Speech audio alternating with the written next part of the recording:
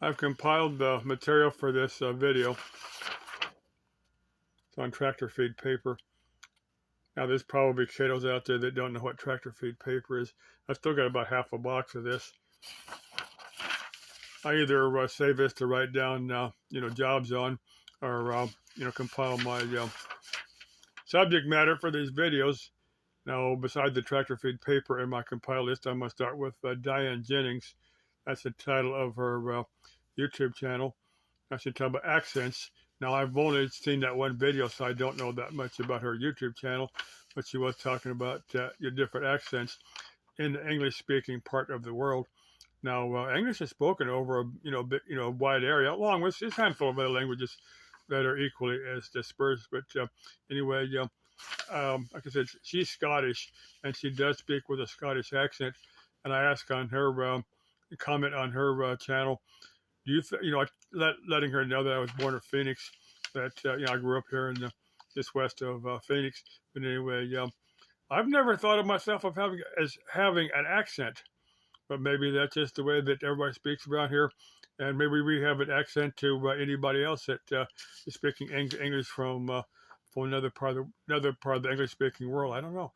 Do you think? Do I speak with an accent? If you're from maybe you're from Australia or the UK or Africa, like South Africa, where they do speak English. If you're another part of the English-speaking world, do I have an accent? Do I have an American accent? I'm kind of curious. Now, if I'm speaking a foreign language, I'm sure because I'm trying to pronounce a lot of words in the English way. I'm sure I have an American accent. I'm just curious. Now, next thing I'm going to cover on my list is I got gas. It's just several hours ago. I had it on a job, and I stopped at a gas station. Now, only thing I had with me was a $50 bill. So I handed the cashier, told him I needed $10 on a protective pump. He handed me back $30 and change. So I said, well, I only wanted 10 because I thought maybe he thought I wanted 20. He said, oh, I thought you wanted $10 on a. We rattled off someone that won the lottery games, but I didn't see him, going to register and asking me for details on my particular bet on that particular lotto game. So I'm thinking he got either thought that I was preoccupied and wouldn't notice that it shortchanged me, or maybe he thought he saw stupid on my forehead or something. I don't know. Just something other people might want to give a heads up on. If you're purchasing gas, be careful that you don't get cheated out of, because gas is expensive already. Next thing on my pickup. Now the transmission so far is working, not perfect, but okay. What I'll probably do, at least right now, I'm going to slowly order different parts for I'm going to order that 2.4 band, get one off of Amazon. Then I'll probably they've got like a kit with, I'm watching my door here, but I'm going to get to Ghost here in another minute. But there's a kit with just the friction clutches for about $60. There's about 4 or 5 sets of clutches on it. I'll probably order that and then slowly get the parts. And then if it's still going, I'll get the gaskets. I'll probably get the gaskets at, there's a place here in Phoenix that has transmission parts. I'll probably just get some of those over there. I don't know, or of course I may just get them off of Amazon. As long as it's still going, I'll tell you what I probably do. What I need to do, I need to start lifting weights, because I have in the past. I need to start lifting weights, and if I get to the point where I can bench press at least a couple 100 pounds, I could probably pick up the transmission by myself, and I wouldn't need help with it. I used to be able to do stuff like that by myself, and the last time I put that transmission back, I did that by myself. I kind of planned that out, and that's what's in there now. I haven't had it out since then. So a friend of mine said he would help me if I did something fairly quickly, but by the time I get around to, if I take like 3 or 4 months, he might not want to help. I kind of got tired of working on it. As long as it's working, I'd rather just leave it alone. That's kind of my thoughts on there. Now, I've got a job I may do tomorrow. I may hit up a WSM on the way back. Now, if you've watched my channel for more than a few months, you know that that's an auction place. they have different. They're mainly they're mainly pickups in there. They have a few cars in there. They have some of the bigger, heavier equipment, like some of the big diesels, some of the 18 wheelers. They actually have quite a selection of some of the bigger diesels, some of the big 18 wheelers in there. Sometimes it varies tremendously, but I said if I may hit that up on the way back, I may not. I don't know. It just depends on how tomorrow goes. I said I'll probably make a short video on my phone and post that right away. I'll probably do something on my camera. I was charging the batteries because I haven't used my camera in several months, so I may get some. I may go by there. I may not. I don't know. Just depending upon how tomorrow goes. But if you're interested in buying something from that auction, there it's as is. Everything is as is. There's no warranty on anything. They ask you to give them a card to get a bidder's number. Everything is now through this proxy bid. You just set up an account through proxy bid to bid on anything.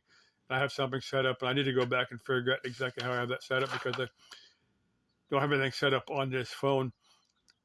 But if you got to bid on something, I mean, don't bid on something unless you want it, unless you've got the money to pay for it. Don't mess it. Don't bid on something and then walk out on it, or they'll blacklist you. I'm just saying, be serious on bidding anything. I said everything is as is. Now, if I bid on anything, if I got something down there, vehicle would probably be something disabled, so make it get very cheap. Now, there was a lady. I've got the video here from maybe about 8 months, a year ago, something like that. Now, she had a yard full of vehicles. There was 70-something Ford 3/4 ton pickup. There was a Ford car. I don't remember what it was. Everything was disabled. Everything had different issues with it. And there was a Chevy pickup. Now, she had titles for some stuff. The Chevy pickup, the transmission was bad. And I thought, I think she only wanted a couple $100 for this pickup. And I thought, now, well, if she still has it, if she had a title to it, still only want $200 for it, I might hand her the $200 if she had a clean title for it. Of course, if I don't know that she had a clean title because she didn't have a title of everything. They were all family stuff, and the pickup had belonged to, I think it was her boyfriend's father, and he died from COVID. So I'm not sure that she had a title for it. I know I can get an abandoned title because there's a guy that does that, but it's like $500. I need to go back and get the details on it, but I'm sure if you do a search here on the net, how to get an abandoned title, there's different companies that will offer those. If you give them the information, the VIN number, of course they have to do a search and make sure that someone else isn't claiming it or it's not stolen or anything like that. Anyway, last thing are ghosts. Let me grab my ghost meter. Just gonna do a quick hold this up. I like to periodically do that. Let me get that out. Any ghost that was it? Hey, that's jumping up. They're doing something. It jumped for a second. There's a ghost that wants to talk to me. There's a little probe on the very top of this meter.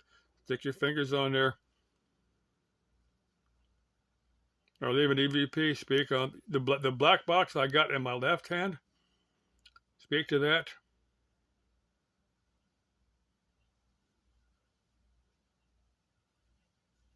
If you hear anybody speaking, that's not me. Other than the wind's kicked up a little bit. You hear the wind in the background. It's kind of moving my door around. This meter will turn off in about a minute. It did jump up there, just the light didn't go off, but it did jump up for a second. Sometime I need to get back over there to Alomar Park. That's one of the reasons I bought this meter. Somebody had said because there's power lines that run all the way through Alomar Park. For a short period of time, I think you're fine. Now, I wouldn't want to live under high tension power lines. There are houses there, but the houses are a discrete distance from those lines. I don't see anything messing with the meat. It's kind of hard to see because of the glare of the light in there. Did jump up for a second. First turned it on. Of course, maybe picking up a different field. I don't know. This will pick up stray magnetic fields. That's a thought on what ghosts are. Okay. Had enough fun. The words of Mr. Carlson's Lab. Bye for now.